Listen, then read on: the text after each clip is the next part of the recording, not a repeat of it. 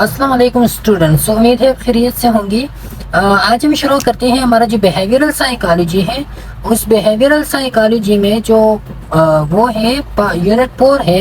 उस यूनिट 4 को हम शुरू करते हैं इंटरपर्सनल कम्युनिकेशन। ओके, जनरल भी इनका 6 सेमेस्टर है। इसके लिए तो इससे पहले जो हमने 3 यूनिट्स हमने पढ़ी थी, उसके अलग पार्ट्स भी थी। तो वो जो है ना, आप हमारी चैनल की प्लेलिस्ट में आप उसको देख सकती है। 1 बाय 1 हमने उसमें जो है ना, जो बाकी 3 यूनिट्स थी वो इस तरह से डिटेल करवाई थी। इसी यूनिट में हम डिस्कस करवाती हैं अबाउट द ऑब्जेक्टिव हमारे क्या है। हमारा जो इंटरपर्सनल कम्युनिकेशन है, उस इंटरपर्सनल कम्युनिकेशन को हम डिस्कस करवाएंगे। लेकिन इसमें अचीविंग इफेक्टिव कम्युनिकेशन इस तरह हम अचीव करवाऊंगी। और फिर जो है ना, understanding using effective communication in complex situation. साथ में जो है ना, identify circumstances leading to self disclosure को हम डिस्कस करवाएंगे। और develop understanding of the rule of self disclosure and psychological health and its uses in interpersonal conflicts. तो फिर जो है ना, एक डिस्कशन होगा कि किस तरह सेल्फ डिस्क्लोजर जो है ना, वो साइकोलॉजिकल हेल्थ में और आपकी जो इंटरपर्सनल कॉन्फ्लिक्ट्स है उसमें किस तरह रोल प्ले करते हैं। तो चलते हैं अपनी वीडियो की तरफ। लेकिन वीडियो शुरू करने से पहले आपसे रिक्वेस्ट है, अगर आप हमारे चैनल पे नहीं हो तो चैनल को जरूर सब्सक्राइब करें, बेल आइकन को दबाइए और दोस्तों के साथ जरूर शेयर करवाइए, ताकि ज्यादा से ज्यादा दोस्त जो है ना, आपकी इससे बेनिफिट्स में रहे। ओके, तो सबसे पहले what is the communication. Communication basically है क्या? ओके, तो कम्युनिकेशन अगर सिंपली हम कहें, या हमारा जो रिवायत है, हम सिंपली कहते हैं कि communication is the transmission of information from one person to another. एक शख्स से दूसरे शख्स को जब आप इंफॉर्मेशन ट्रांसफर करते हो तो थ्रू कम्युनिकेशन हम करते हैं। अब ये क्या है? ये simply activity of conveying information through the exchange of thoughts, messages और इंफॉर्मेशन। अब ये जो इंफॉर्मेशन आप ट्रांसमिट करवाते हो, तो ये इंफॉर्मेशन आप बेसिकली करवाते हो या तो आप थॉट्स के थ्रू अपने इंफॉर्मेशन को, या मैसेजेस के थ्रू, या इंफॉर्मेशन। तो आप जो है ना, इस कम्युनिकेशन में आप 3 किस्म के काम करते हो। एक जो है ना, आप थॉट्स एक्सचेंज करवाते हो, थॉट्स अपने ख्यालात को, या मैसेजेस एक्सचेंज करवाते हो, एक शख्स का पैगाम आप दूसरे शख्स को पहुंचाते हो, या जो है ना, आप इंफॉर्मेशन शेयर करवाते हो। कोई न्यू इंफॉर्मेशन आई हो, कोई यूनिवर्सिटी के हवाले से, कोई एग्जाम के हवाले से, कोई हॉस्पिटल के हवाले से, तो वो जो है ना, आप जो है ना, एक शख्स से दूसरे शख्स को मुंतकिल करवाते हो। तो ये क्या है? ये कम्युनिकेशन का बेसिक पर्पज है। अब ये जो इंफॉर्मेशन आप एक्सचेंज करवाते हो, तो ये आप किन किन चीजों की, इसके लिए ट्रांसमिशन मीडियम कौन कौन सी है? तो ट्रांसमिशन मीडियम ये है, या तो आप बाई स्पीच करवाते हो, क्योंकि हमारा जो कॉमन वो है ना कंसेप्ट है, हम कहते हैं कि communication is only by speech. जो आपकी वर्बल कम्युनिकेशन होती है, तो सिंपली हम कहते हैं कि आप जो बात ही करती है कम्युनिकेशन नहीं, आप बात ही उसका एक हिस्सा है। थ्रू स्पीच आप करवाते हो, आप जो है थ्रू विजुअल्स आप करवाते हो। कोई सिंबल्स आप दे दो, कोई साइंस आप दे दो, कोई विजुअल चीजें आप दे दो, जिससे जो है ना, आपका जो मुखालिफ बंदा है वो समझ जाए। तो इसका मतलब ये कि आपने कम्युनिकेशन करवा दिया। तो सिग्नल्स आप करवाते हो, कोई सिग्नल आपने लगा दिया, ये वाला सिग्नल, इसका मतलब ये आपने राइट पे जाना है, ये वाला सिग्नल आपने लेफ्ट पे जाना। तो this is also communication. Okay, writing है, तो राइटिंग आप करवाते हो, कोई राइटिंग, कोई मैसेज आपने लिख दिया, कोई लेटर आपने लिख दिया, कोई एप्लीकेशन लिख दिया, तो दिस आल्सो कम्युनिकेशन। और बिहेवियर, आपने अपना बिहेवियर ऐसा अपना है, आप खफा हो गई और आपने जो है ना आंखें बंद कर ली, आप गुस्सा हो गई, आंखें आपने दूसरे पे निकाली, तो ये भी उसको पता चला कि आप गुस्से में हो या आप खफा हो, तो ये भी कम्युनिकेशन है। कम्युनिकेशन बेसिकली ये है कि आप कोई ऐसे काम करो जिससे आपके साथ जो दूसरा है वो समझ जाए, तो ये क्या कम्युनिकेशन है। कम्युनिकेशन बेसिकली 2 वे प्रोसेस है, जिसमें जो है ना, आप भी इन्वॉल्व हो और आपके साथ एक और बंदा भी इन्वॉल्व होता है, जो दूसरों 2 बंदों के दरमियान जो एक्सचेंज ऑफ इंफॉर्मेशन होते हैं, तो that's what the communication is. Okay, आप सिंपली इस तरह भी करते हो कि which information is exchange between individual through a common system of symbol, signs और behavior। सिंबल के थ्रू आप करते हो। सिंबल वो होते हैं जिसके लिए आपको अंडरस्टैंडिंग की जरूरत है। फॉर एग्जांपल, ये सिंबल है, क्या है? सिंबल है। तो ये जो है ना, आपको अंडरस्टैंडिंग की जरूरत है, क्योंकि आपने जानना है कि इस साइड पे जो लकीर खींचा हुआ होगा, ये क्या होता है? ये राइट पे जाने का है, ये लेफ्ट पे जाने का है।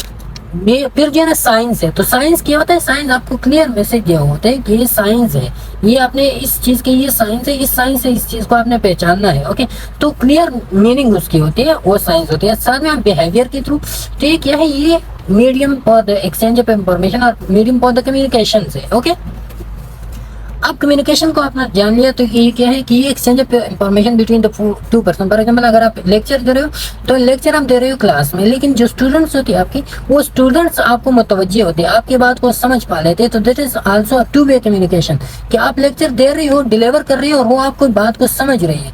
फिर उसके जहन में जो ख्यालात आते हैं, जो सवाल आते हैं, वो आपसे पूछते हैं। तो दैट इज कम्युनिकेशन। अब आपने इफेक्टिव कम्युनिकेशन किस तरह अचीव करवाना है? तो इफेक्टिव का मतलब ये कि जो फ्रूटफुल हो, जिसकी रिजल्ट जो है ना, जो आप रिजल्ट चाहते हो वो रिजल्ट आ जाए, तो उसको हम कहते हैं, जो डिजायर्ड रिजल्ट आपको दे दे, क्या दे दे, डिजायर्ड रिजल्ट आपको दे दे, तो फिर हमको कहते हैं इफेक्टिव कम्युनिकेशन। अब इफेक्टिव कम्युनिकेशन आप किस तरह या किसको कहते हैं? तो फर्स्ट ऑफ ऑल इसका इंट्रोडक्शन है कि as a process of exchanging ideas, thoughts, knowledge and information. तो ये वही बात है, कम्युनिकेशन की इंट्रोडक्शन है। इसके बाद that the purpose of intention is fulfilled, जो आपके पर्पस हो, जो आप इरादा करने की गरज से आप किससे मिलते हो, आप कहते हो कि मैं जो है ना प्रिंसिपल के पास जाता हूँ ताकि वो मुझे छुट्टी दे दे। तो आपकी कम्युनिकेशन का पर्पस लीव लेना है। जब आप उधर गए, आपने उसके साथ कम्युनिकेट किया, आप अगर उसने आपको लीव दे दिया तो आप अपनी इंटेंशन पे कामयाब हो गई, जो पर्पस आपका था वो कामयाब हो गया, तो आपका कम्युनिकेशन इफेक्टिव हो गया। अगर वो आपका नहीं हो गया, लीव उसने नहीं दिया, तो आपका कम्युनिकेशन इनइफेक्टिव हो गया, इनइफेक्टिव को कहते हैं। इन simple words, it is nothing but the presentation of views by the sender in a way best understood by the receiver. तो ये सैंपल क्या है कि आप जो सेंडर है, वो सेंडर इसी तरह अपनी व्यूज को प्रेजेंट करे कि जो रिसीवर है, उस रिसीवर वो उसको जान ले या उसको अंडरस्टैंड करे, समझ जाए।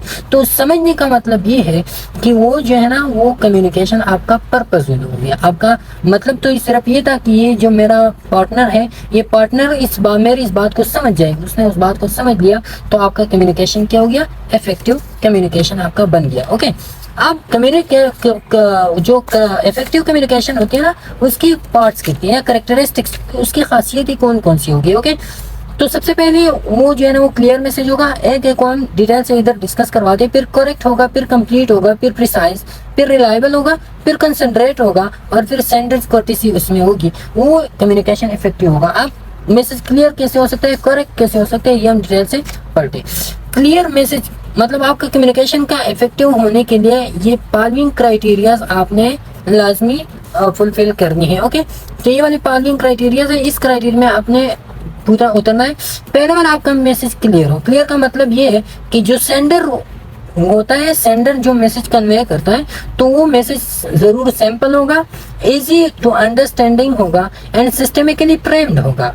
सिस्टमिकली फ्रेम का मतलब ये है कि ये फॉर एग्जांपल आपने एक टॉपिक शुरू किया, इसके बाद दूसरा टॉपिक, तीसरा टॉपिक, ऐसा नहीं कि एक वाले टॉपिक को आपने इधर घुसा दिया, दूसरे टॉपिक को आपने इधर घुसा दिया, तो then it is not systemically framed message to retain the meaningfulness. फिर आपसे अगर सिस्टमिकली अनफ्रेम्ड हो तो आप उससे मीनिंग नहीं निकाल सकते हो। अगर फ्रेम्ड मैसेज हो तो आपसे, तो मैसेज आपका क्लियर होना चाहिए।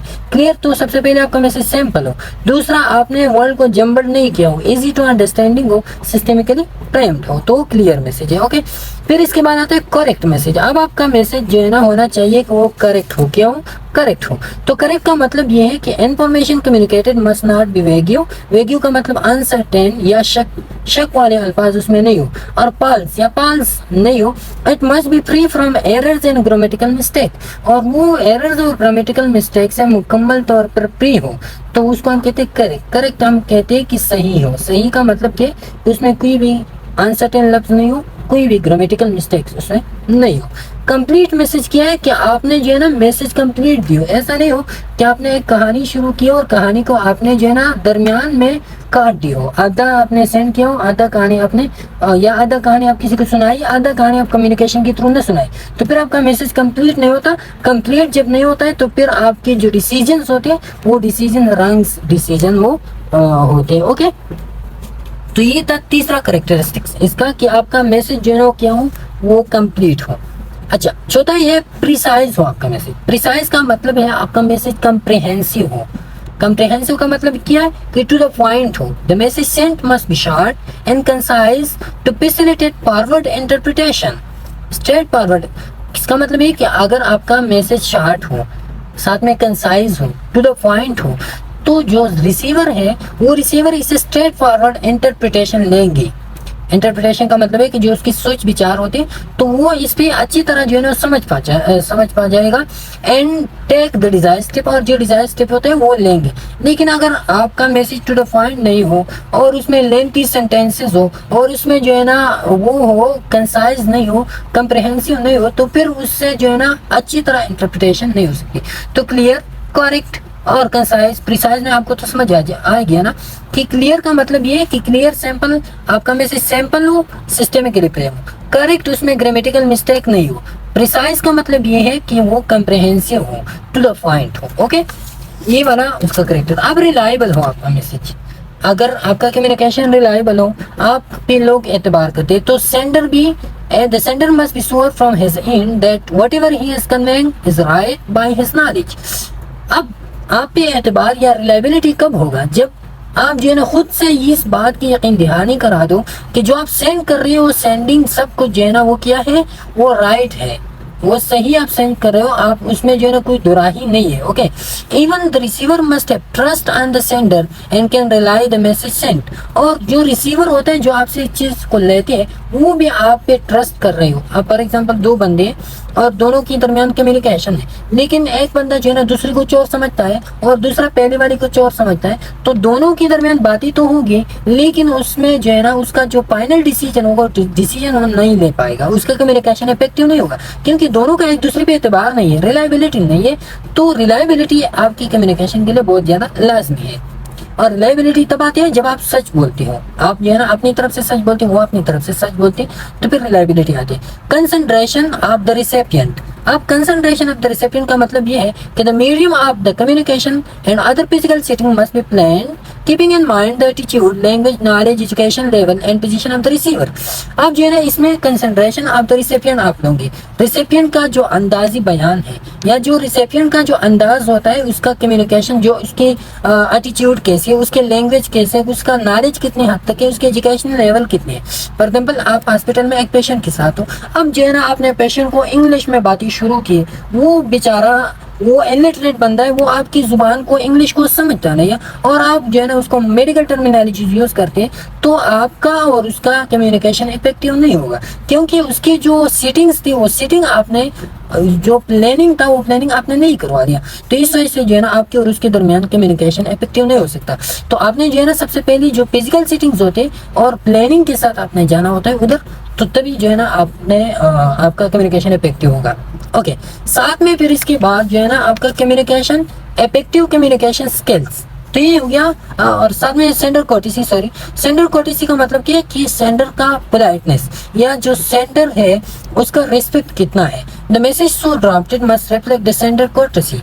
आप जब मैसेज को ड्राफ्ट करते हो या किसी के साथ कम्युनिकेशन करवाते हो, फेस टू फेस आपका कम्युनिकेशन है, तो आप उधर रिस्पेक्ट के साथ, आपका हम्बलनेस होगा, आजिज़ी होगा, आपका रेस्पेक्ट होगा, आपका कोर्टेसी होगा, आपका पोलाइटनेस उधर होगा, तो तभी जो है ना आपका कम्युनिकेशन इफेक्टिव होता है। फॉर एग्जांपल आप जो है ना क्या है, पेशेंट के साथ आप डील करवाते, कम्युनिकेशन करवाते हो, और वो जो है ना एक बेचारा कहीं दूर दराज इलाकों का एक वो बंदा है, और आप जो है ना आपने काला चश्मा लगाया हुआ है और इस तरह की मशरूती के साथ आप उसके साथ बातें कर रहे हो, तो वो आपके बातों पर न ध्यान देगा, न वो आपके बातें मानेंगे, क्योंकि आपका कम्युनिकेशन में जो है ना वो कोर्टेसी आप में नहीं है, जो पोलाइटनेस, जो हम्बलनेस, जो रेस्पेक्ट होनी चाहिए वो आप में नहीं है, तो आपका कम्युनिकेशन इफेक्टिव नहीं हो सकता है।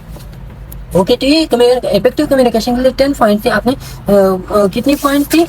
7 पॉइंट थी, आपने जो है ना इसको जहन में याद रखनी है। अच्छा, अब इफेक्टिव कम्युनिकेशन के लिए आपने जो है ना कौन कौन सी स्किल्स यूज करनी है। तो जो स्किल्स होती है इफेक्टिव कम्युनिकेशन के लिए, बेसिकली उस स्किल के बारे में हम बताते हैं। 10 स्किल्स ऐसी है जो इफेक्टिव कम्युनिकेशन के लिए लाजमी है। जब आपके साथ ये स्किल्स हो तो आप जो है ना कम्युनिकेशन को इफेक्टिव बना सकते हो। ओके, एक एक स्किल को हम डिटेल से इधर डिस्कस करवाते हैं कि कौन कौन सी स्किल्स हैं जो एक बंदे को चाहिए कि उसकी कम्युनिकेशन इफेक्टिव हो। सबसे पहले वाला जो स्किल है वो है ऑब्जर्वेंस। ऑब्जर्वेंस क्या है? A person must possess sharp observing skill to gain more and more knowledge and information. Observing skill ऐसे कि फॉर एग्जांपल आप किसी के साथ कम्युनिकेट करवाते हो, आप जो है ना आप कम्युनिकेशन में आप क्या करवाओगे, जब आप किसी के साथ बैठते हो तो एकदम आपकी ऑब्जर्वेशन इतनी शार्प हो कि उसके इर्द गिर्द जितनी भी चीजें उसका आपको समझ आ जाए, वो किस कबीले से वो आपको समझ आ जाए, उसका कल्चर कैसा है वो आपको समझ आ जाए, उसका जुबान कैसे है उसको आपको समझ आ जाए। तो ये आप थ्रू ऑब्जर्वेशन आप ये चीजें करवा सकते हो। जब आपके साथ उसके बारे में नॉलेज आ जाएगा और इन्फॉर्मेशन आ जाएगा तो फिर जो है ना आप कम्युनिकेशन को इफेक्टिव बना सकते हो। ये आपका पहला स्किल है। अच्छा, अब दूसरा वाला जो स्किल है आपकी कम्युनिकेशन के लिए वो कौन से, क्लियरिटी एंड ब्रीविटी। आपकी कम्युनिकेशन में क्लियरिटी हो, दूसरा आपकी कम्युनिकेशन में ब्रीविटी हो। ब्रीविटी का मतलब आपका कम्युनिकेशन कंसाइज हो। कंसाइज मैंने आपको पहले बताया कि टू द पॉइंट हो, क्या हो, टू द पॉइंट हो। तो पहला, the message must be dropped in simple words and it should be clear and precise. Clear and precise का मतलब ये कि ब्रीविटी हो उसमें, to create the desired impact toward the receiver. तो रिसीवर पे फिर जो है ना वो डिजायर्ड इफेक्ट वो प्रोड्यूस करवा सके। तीसरा स्किल आपके साथ listening and understanding. The most crucial skill in a person is he must be a good alert and patient listener. He must be able to understand and interpret the message. तो पहला वाला आप जो है ना good alert और patient listener हो। Patient का मतलब है कि सब्र से जो है ना आप इस चीज को सुनते हो। आप जो है ना गुड और अलर्ट लिसनर हो तो तभी जो है ना आपका कम्युनिकेशन क्या हो सकता है, आपका कम्युनिकेशन, इसका मतलब ये कि आप जब किसी के पॉइंट ऑफ व्यू को समझते नहीं हो, उसको सुनती नहीं हो, तो आप उसी को अंडरस्टैंड कैसे करवाओगे। तो सबसे पहले आप में एक ये खासियत होनी कि आप किसी चीज की दूसरे का पॉइंट ऑफ व्यू को समझिए, उसको सुने, फिर उसको अंडरस्टैंड और इंटरप्रेट करे, तो फिर आपका कम्युनिकेशन इफेक्टिव हो सकता है। अच्छा, चौथा नंबर क्या है, इमोशनल इंटेलिजेंस आप में हो। इमोशनल इंटेलिजेंस क्या है, person must be emotionally aware and ability to influence other from within. Emotionally आप अवेयर हो, आप उसके साथ बातें कर रहे हो, अब आप उसके एक एक बात से खुलासा निकाल सकते हो कि इस बात का क्या मतलब था, इसका क्या मतलब था, इसके आगे क्या होता है, इसके पीछे क्या होता है। तो ये आपकी इमोशनल इंटेलिजेंस। फिर आप उस इमोशनल इंटेलिजेंस के थ्रू आप दूसरों को इन्फ्लुएंस करवाते हो कि आपने जो ये बात की ये इसका इस तरह मतलब नहीं है, इसका मतलब इस तरह है, ये इस कॉन्टेक्स्ट में इस तरह यूज होता है। तो फिर आप में इन्फ्लुएंस की वो कैपेसिटी कैपेबिलिटी हो। सेल्फ एफिकेसी आप में हो। सेल्फ एफिकेसी पांचवा स्टेप है। सेल्फ एफिकेसी का also he she must have faith in himself. Self efficacy का मतलब आप अपने आप पे पेथ करते हो, आप अपने आप पे बिलीव करते हो कि आप क्या हो, his capability to achieve the objective of communication. आप अपने आप पे और अपने कैपेबिलिटीज पे, अपनी सलाहियतों पे आप पेथ करते हो, यकीन करते हो कि मैं इस कम्युनिकेशन को या इसके जो ऑब्जेक्टिव्स है वो मैं अचीव करवा सकती हूँ। ऐसा नहीं कि आप जो है ना पेशेंट के साथ या अपने प्रिंसिपल के साथ आप बात करते हो और आप जो है ना डरते डरते बात करते हो कि मुझमें ये सलाहियत नहीं है कि मैं ऑब्जेक्टिव को कवर करवा सकूँ। ओके, तो फिर क्या आप में सेल्फ एफिकेसी नहीं है। छठा वाला है सेल्फ कॉन्फिडेंस है। Self confidence being one of the essential communication skill, confidence enhance the worthiness of message being deliver. ये आपकी मैसेज की वर्थिनेस को एनहांस करवाते हैं। कॉन्फिडेंस के आप में कॉन्फिडेंस हो, आप जो है ना इस मूड में आप बात करो कि लोगों को, सामने वाले को पता चल जाए कि ये इस कम्युनिकेशन भी इस टॉपिक पे इसका फुल कमांड है। तो ये इसको आपकी कॉन्फिडेंस को शो करता है। तो ये आपके अल्फाज के वर्तीनेस को, आपके अल्फाज के वकार को, इज्जत को क्या करवाता है, वो इंक्रीज करवाता है। Respectfulness, 7th number, delivering a message with courtesy and respecting the values, beliefs, opinion and ideas of the receiver is the essence of communication. अब आपने essence रिसीवर की क्या करनी है, रिसीवर की आपने रिस्पेक्ट करनी है, उसके आपने उसकी वैल्यूज की, उसकी बिलीव्स की, उसकी ओपिनियंस की, उसकी आइडियाज की आपने ख्याल रखनी है, उसको आपने तवज्जो देनी। उसके बाद जो है ना फिर आपने जो है ना अपनी बातें क्या करनी है, वो बयान करनी है। तो ये आपने रिस्पेक्टफुलनेस अपनी होनी चाहिए। एट आप में नॉन वर्बल कम्युनिकेशन, आपकी नॉन वर्बल कम्युनिकेशन भी, नॉन वर्बल कम्युनिकेशन का मतलब ये है to connect with the receiver in a better way, the sender must involve the non-verbal means communication too. आपकी जो non-verbal mean of communication है वो भी आप में हो। non-verbal mean में क्या क्या आता है, आप gesture भी शो करते हो, facial expression भी, आई contact भी आपके हो, posture भी हो। फॉर एग्जाम्पल आप किसी के साथ कम्युनिकेट करवाते हो और आप जो है ना अपने मोबाइल में देख रहे हो और उधर जो है ना आप बातें करते हो, तो ऑलरेडी आपकी कम्युनिकेशन इफेक्टिव नहीं होगा। आपका आई कंटेक्ट भी होना चाहिए, आपके पोस्चर भी आपने ऐसी बनानी हो ताकि दूसरा वाला समझे कि ये मेरे बात को जो है ना गौर से सुन रहे हैं। तो गेस्चर, फेशियल एक्सप्रेशन, ये सब कुछ जो है ना आप शो करवाते हो, नॉन वर्बल कम्युनिकेशन में आप शो करवाते हो। 9 नंबर क्या है, selection of the right medium. Right medium की सिलेक्शन है। राइट मीडियम का सिलेक्शन का क्या मतलब है, choice of the correct medium for the communication as a skill. आप करेक्ट मीडियम को, करेक्ट जगह को आप ढूंढना अपने कम्युनिकेशन के लिए। It is necessary to select an appropriate medium according to the situation, priority of the message, the receiver point of view etcetera. तो ये क्या, ये आपके लिए होना चाहिए कि आप जो है ना करेक्ट जगह को, फॉर एग्जाम्पल आप हॉस्पिटल में हो और हॉस्पिटल में आपने जो है ना रास्ते में एक पेशेंट को वो खड़ा किया है कि आप कैसे हो, आप कैसी फील कर रहे हो, तो ये जगह नहीं है। जगह उसका बेड है कि आप उसके बेड के पास जाओ, उधर जो है ना आप उसके साथ कम्युनिकेशन करवाओ, तो वो भी रिलैक्स होगा, आप भी रिलैक्स हो गया, और एक ऐसे एनवायरनमेंट में आपको वो इन्फॉर्मेशन भी अच्छी तरह देगी, तो आपका कम्युनिकेशन सक्सेसफुल होगा। प्रोवाइडिंग फीडबैक, ये सबसे अहम स्टेप है 10 नंबर, कि आपने फिर फीडबैक लेनी है।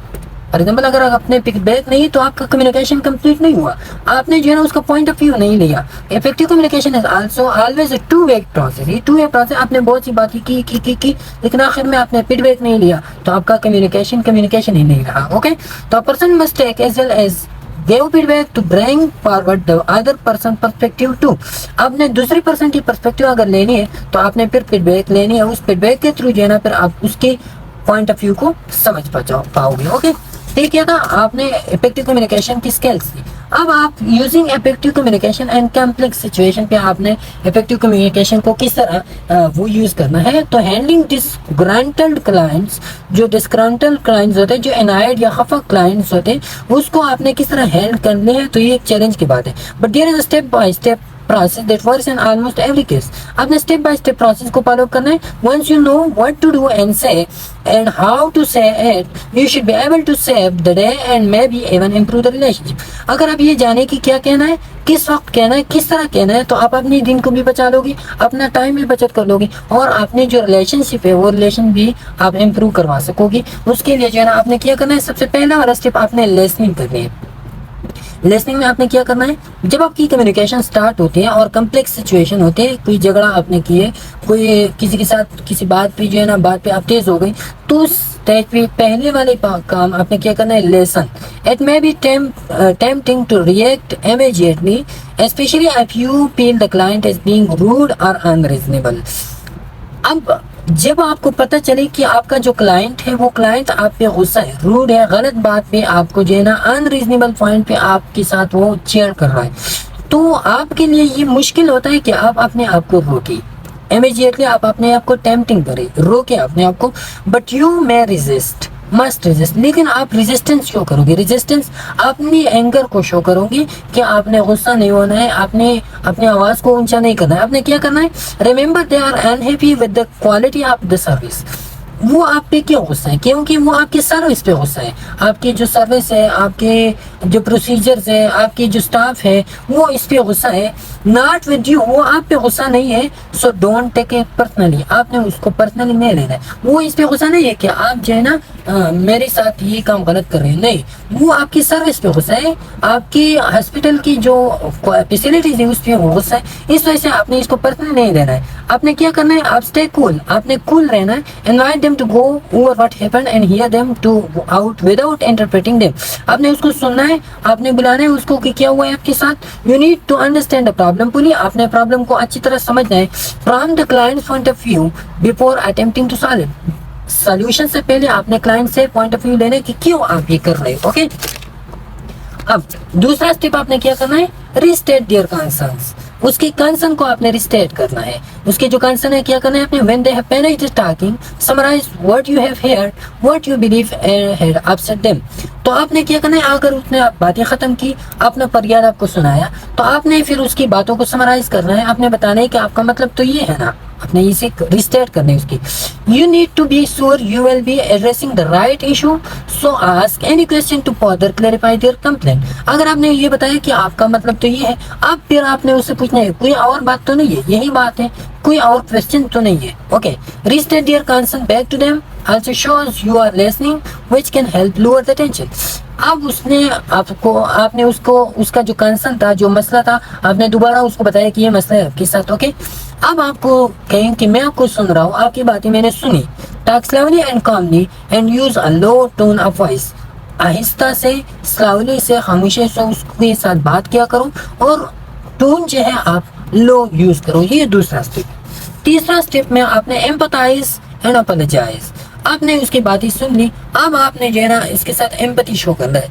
काइंडनेस शो करना है, साथ में आपने अपोलोजाइज करना है क्या whether the client complaint is justified और नॉट, क्लाइंट की कंप्लेंट जस्टिफाइड हो या नहीं हो, आपने आप जाहिल नहीं बनना है, आपने क्या करना है show them you understand their concept and why they are unhappy, आपने उसको ऐसे शो करना है कि आपने उसकी बात समझ ली और ये भी समझ ली कि क्यों आप खफा हो। You could say I understand why you are upset, आपने कहना है कि मैं समझ गया आप क्यों खफा हो, फिर आपने कहना है I am sorry about what happened, मैं सॉरी करता हूँ जो हुआ है, let's see what's we can do make things right. आपने फिर क्या करना है डायरेक्ट अपने सोल्यूशन भी नहीं दे क्या ऐसा करो नहीं, आपने फिर उसको इंटरप्रेट करना है, उसके बाद को आपने उसको क्या कहना है कि let's see what can I do for you, okay आपने फिर ये रिस्पॉन्स देना है। इसके बाद फिर आप सोल्यूशन ऑफर करोगे, सोल्यूशन आप इस तरह 3 किस्म के आपने सोल्यूशन ऑफर करनी है, ओके 3 किस्म के। पहला वाला सोल्यूशन, अब you know how to resolve the complaint, अगर आप समझते हो कि आपने कंप्लेंट किस तरह सॉल्व करने तो डायरेक्ट आप डिसीजन ले लो, tell the client how you would like to correct the situation, आप क्लाइंट को बता दो कि आप किस तरह जो है इस हालात को ठीक कर सकते हो, डायरेक्ट ने बता। दूसरा, if you are not sure और if they don't like what you are proposing, अगर आपको पता नहीं कि क्या करना है, अगर वो आपके रिस्पांस को पसंद नहीं करता तो फिर आप क्या करोगे ask them what they feel should happen, तो फिर उससे आप पूछिए कि आप क्या चाहते हैं, मेरा तो यही मतलब था, यही डिसीजन था, आपका क्या राय है कि मैं क्या करूं। फिर तीसरा आपने क्या करना है, if you don't have the authority, अगर आपके पास अथॉरिटी नहीं है या आपके पास कोई सैंक्शन, उस सैंक्शन को लागू करने के लिए, उस डिसीजन को लेने के लिए आपके पास अथॉरिटी नहीं है, तो आप क्लाइंट को कहो कि advice them that you will need to refer it to your supervisor, तो फिर आप क्या कहोगे, उसकी डिसीजन आप किस तरह लोगे, आप पेशेंट को बताओगे कि मैं जो है ना इसको सुपरवाइजर तक लेके जाता हूँ, इस चीज़ का मेरे पास अथॉरिटी नहीं है, ओके ये फिर आपने करना है। फिर 5th स्टेप आपने follow through and follow up, अब आपने जो है ना उसको फॉलो करना है, ऐसा नहीं हो कि आप उसको कहें कि मैं आपके लिए सोल्यूशन ढूंढ के लाता हूँ और फिर आप गायब हो जाए, दिन 2 दिन आप गायब हो, क्लाइंट के पास आप नहीं आ रहे हो, तो आपने फिर उसका फॉलो अप करना है। Now explain every step you are going to take to fix the problem, जो प्रॉब्लम को फिक्स करने के लिए जो सोल्यूशन आपने प्रिपेयर किए, आप उसका एक एक स्टेप उसको बता दो, then follow through on your promise, और अपने प्रॉमिस के हिसाब से कितने दिन आपने बताया उसी दिन के हिसाब से आप फॉलो करो। Follow up with your client over the next few days to check they are happy with the resolution and there is no lingering frustration, फिर आप उसकी फॉलो करो, अगर वो आपकी जो डिसीजन आपने लिए उससे खुश है या नहीं है, अगर उसमें जो है ना ऐसा नहीं हो कि उसमें अभी भी लिंगरिंग फ्रस्ट्रेशन हो, अभी भी उसमें जो है ना फ्रस्ट्रेशन रिमेन हो, एग्जिस्ट करे उसमें फ्रस्ट्रेशन, तो फिर आपने जो है ना उसका सोल्यूशन निकालना है, तब तक जो है ना वो खुश नहीं हो आपके केयर से, ओके। फिर आपने जो है ना कि कैसे जो है ना आपने एक कॉम्प्लेक्स सिचुएशन में आपने कम्युनिकेशन का इफेक्टिव बनाना है। अब tips on managing difficult situation को मैनेज करने के लिए कुछ टिप्स है। टिप्स कौन सी है, recognise that it is human to have feelings and emotion, client आप पे गुस्सा करे तो आपने रिकॉग्नाइज करना है कि ये ह्यूमन बीइंग है, इसको भी गुस्सा आता है, इसकी भी इमोशंस है, इसकी भी फीलिंग्स है। Do not lose your temper, आपने अपने टेम्पर को नहीं लूज करना है, एकदम आपने गुस्से में नहीं आना है।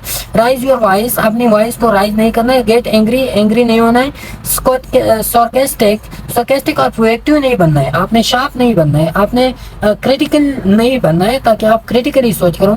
और attempt to humiliate the aggressor, और ऐसा नहीं है कि आप जो गुस्सा कर रहे हैं जो क्लाइंट है उसको आप ह्यूमिलेट करें, उसको आप बेइज्जत करें, तो ये आपने टेम्पर लूज नहीं करना है, okay. Take a deep breath, relax and remain calm, neutral and respectful, ये बातें काम आपने करनी है। Don't react and start disagreeing, fuse and think before acting, disagree नहीं करना है, चाहे जो भी हालात हो उसमें अपने क्लाइंट के साथ डिसएग्री नहीं करना है। आप जो है ना क्या करोगे, खामोश हो जाओगे, फिर सोचोगे, फिर उसके बाद जो है ना आप एक्शन करोगे कि क्या आपके लिए होना करना चाहिए। से नो टू अनरीजनेबल डिमांड्स, अगर उसके अनरीजनेबल डिमांड्स हो तो उसको आप नो कहो, but be prepared to manage any adverse reaction, आप उसको नो कहो, अगर अनरीजनेबल डिमांड हो तो आप उसको नो कहो, लेकिन उससे पहले जब आप नो कहते हो तो उसकी जो एडवर्स रिएक्शन होती है उसके लिए पहले अपने आप को प्रिपेयर करो कि इसके एडवर्स रिएक्शन क्या होगी। Do not tell the person that you know how they feel, but do try to see the situation from their perspective. अब आप उस क्लाइंट को ना बताओ कि आप जिस तरह फील कर रहे हो वो मैं समझता हूँ, मैं अभी समझता हूँ कि आप जो है ना अभी इस बेड से आप भागोगे क्योंकि इधर आपको जो है ना मजा नहीं आ रहा, नहीं, आपने जो है ना उसकी पर्सपेक्टिव से उस सिचुएशन को देखनी है।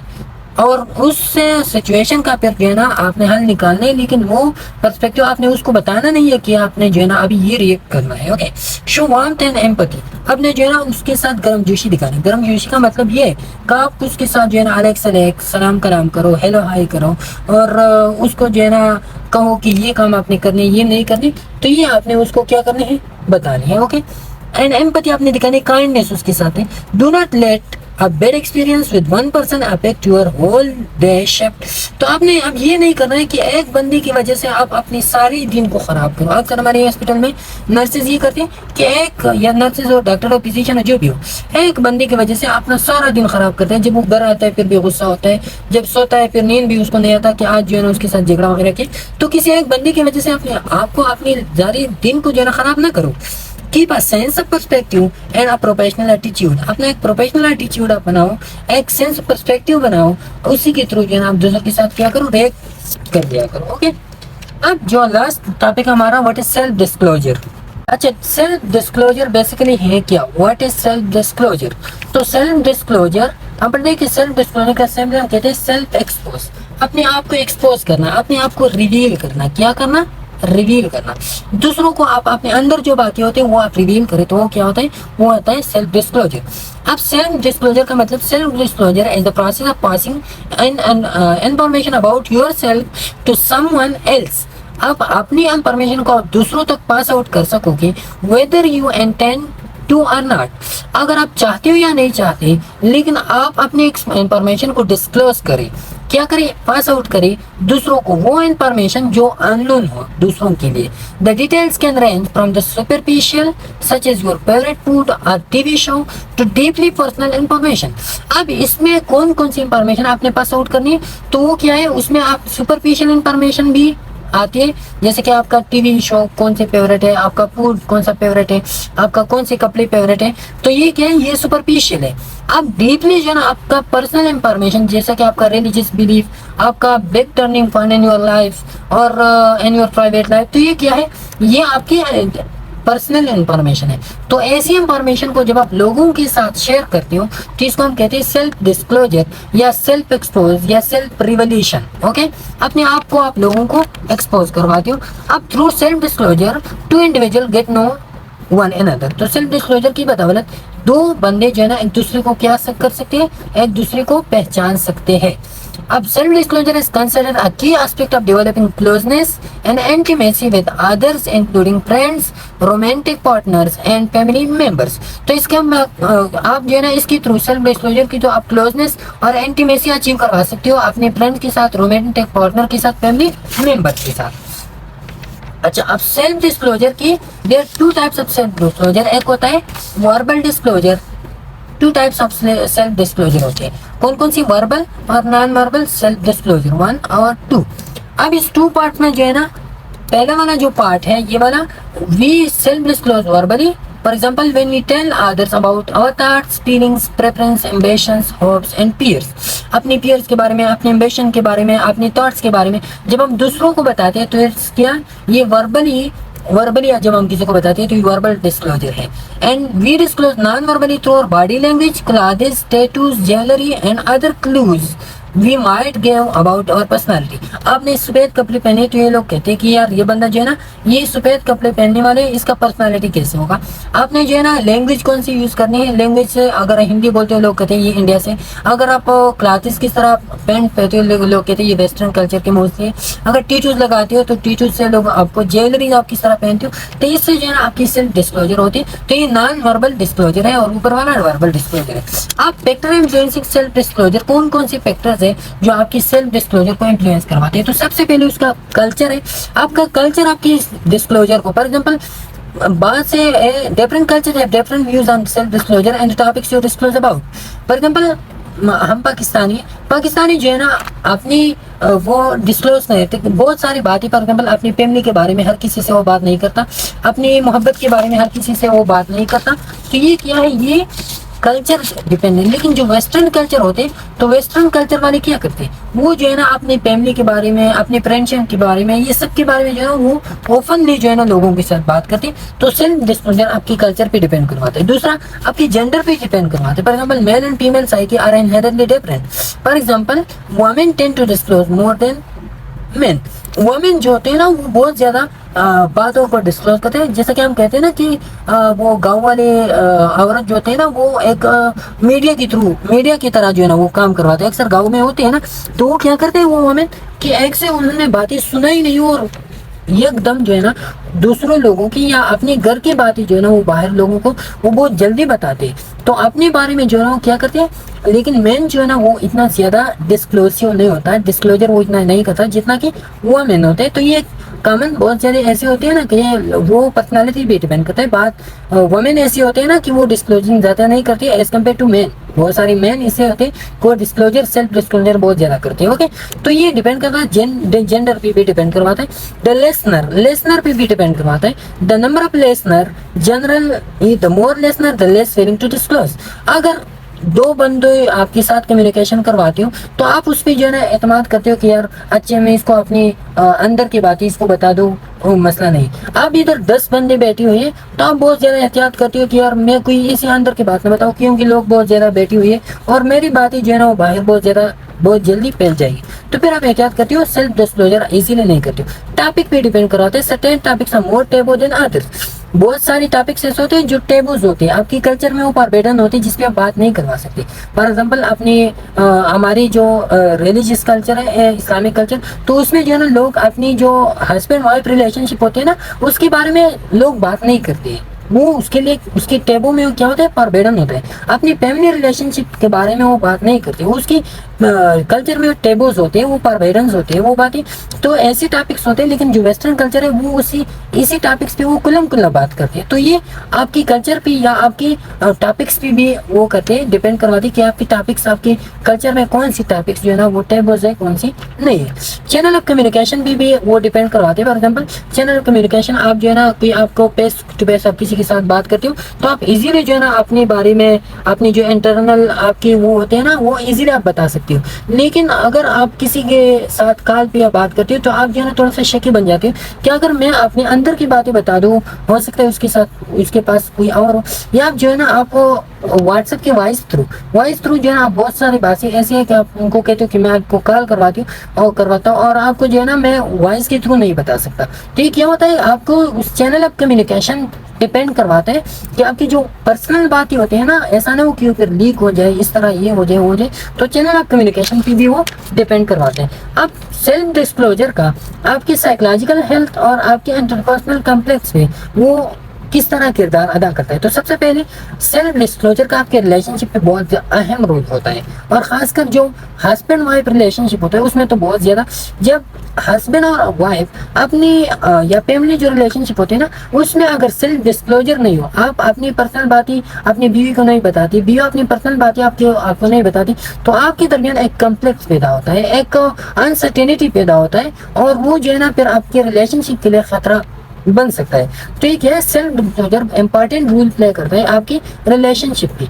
आपकी इंटरपर्सनल कॉन्फ्लिक्ट जो है ना वो बहुत ज्यादा खत्म होती है। तो आपकी जो रिलेशनशिप होती है इसकी वजह से जो है ना आपकी सेल्फ डिस्क्लोजर से आपकी इंटीमेसी बढ़ती है, आप दोनों के दरमियान क्लोजनेस बढ़ती है। आप किसी आपका एक फ्रेंड है, उस फ्रेंड को जो है ना आप अंदर की बातें बता दो और उसको कहो कि ये पर्सनल बात है, किसी के साथ शेयर नहीं करना, तो आपने उस पर ट्रस्ट किया, कल जो है ना वो आप पे ट्रस्ट करवाएंगे, तो ट्रस्ट बिल्डअप हो जाती है लोगों के दरमियान। तो इंटरपर्सनल रिलेशनशिप जो है ना वो क्या होते हैं, वो इंक्रीज हो जाती है। ओके, साथ में जो है ना आपके पर्सनल बेनिफिट्स आपके बहुत ज्यादा पहुंचते हैं। पर्सनल बेनिफिट्स, आपका जो साइकोलॉजिकल हेल्थ है वो साइकोलॉजिकल हेल्थ जो है ना बहुत ज्यादा उसके साथ वो होता है ना बिल्डअप हो जाता है। किस तरह बिल्डअप हो जाता है, फॉर एग्जाम्पल आपको कोई स्ट्रेस है, अब आपको जो है ना ऐसा स्ट्रेस है कि आप हर किसी के साथ वो शेयर नहीं करवा सकते। आपने जो है ना ऐसा एक फ्रेंड को बुला लिया कि यार मुझे तो ये मसला है, इसी तरह मुझे नाकामी हुई है गम और मोहब्बत और इस तरह की कहानियों में, या मुझे जो है ना इस तरह के बिजनेस में नाकामी हुई है, लेकिन मैं घर में बात नहीं कर सकता हूँ, तो वो आपके लिए एक स्ट्रेस बन गया है। अब आपने जो है ना सेल्फ डिस्क्लोजर किया अपने एक फ्रेंड को, वो बात ही आपने एक फ्रेंड को जो है ना आपने सेल्फ डिस्क्लोज की, आपने कहा कि मुझे ऐसी तरह की कोई नुकसान हुआ है, कोई बिजनेस में मुझे नुकसान हुआ है और मैं जो है ना किसी और से शेयर नहीं करवा सकता। तो आपने अपनी स्ट्रेस को रिड्यूस कर दिया। दूसरों के साथ जब आपने शेयर किया तो आपने स्ट्रेस को रिड्यूस किया, आपकी साइकोलॉजिकल हेल्थ इससे बिल्डअप हो सकती है। इस तरह की बहुत सारे बेनिफिट्स हैं आपकी सेल्फ डिस्क्लोजर की, आपकी साइकोलॉजिकल हेल्थ में, आपके इंटरपर्सनल रिलेशनशिप में जो कॉन्फ्लिक्ट्स होते हैं वो ख़त्म करने में सेल्फ डिस्क्लोजर की बहुत सारे बेनिफिट्स हैं। आप उसको जो है ना आप गूगल के थ्रू भी सर्च करवा सकते हो कि कौन कौन से बेनिफिट्स हैं। मैंने आपको चंद की एग्जाम्पल दे दी। तो ये था आज का लेक्चर हमारा इंटरपर्सनल कम्युनिकेशन का, जो यहाँ पे ख़त्म होता है। इंशाल्लाह फिर मुलाकात होगी नेक्स्ट लेक्चर में, तब तक के लिए इजाज़त दीजिए। अल्लाह हाफिज़।